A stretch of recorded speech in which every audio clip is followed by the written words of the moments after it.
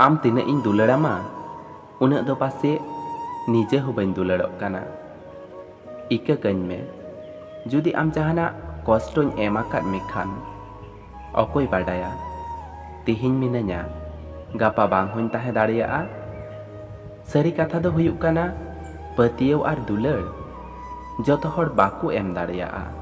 मौज दो जतो हर ताहे को मेना, मेनखान मलंग रेना लिखोन जतो हर ओना सुजोग बाय एमाओ कोआ। आमा जीवन रेना लड़ाई दो आम तेगी लड़ाईयो हुयुग तामा। उपदेश दो जतो हर को एम दाड़ेयामा, मेनखान बाको गड़ोआमा। आदम आदम हर मेना कोआ बाको बड़िज रेहों जतो हर ठेन बड़िज को लेखाआ।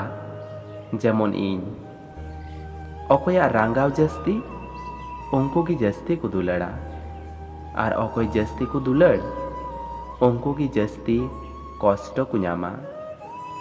सगई माने रांगाव काते बगी दो बांग, रांगाव हिड़िंग काते आरहों मिद साथे ताड़ाम।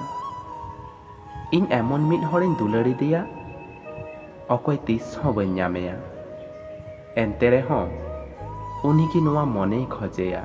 दुलाड़िया हर दो खाली दुलाड़ लेखाज दो बांग हुयुआ, उनिया रांगाव इदरी अभिमान दुख कष्ट जतोआ बुझाव हुयुग तामा।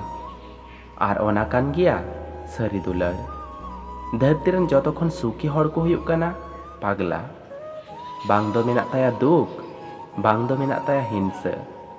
निजे हो बाय एड़ेआ आर हर हो बाय एड़े कोआ।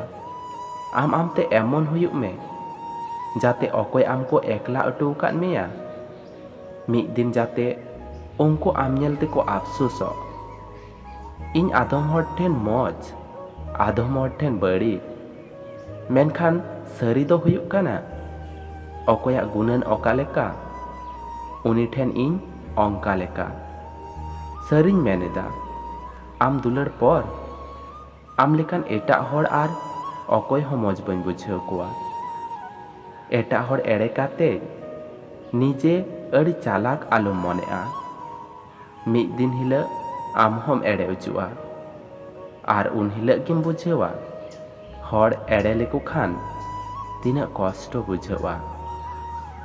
आम खन जहाँ तीना संगिन रेगिन ताहेन, मेनखान इñाग मने दो सब समय आम ठेन की ताहेन काना।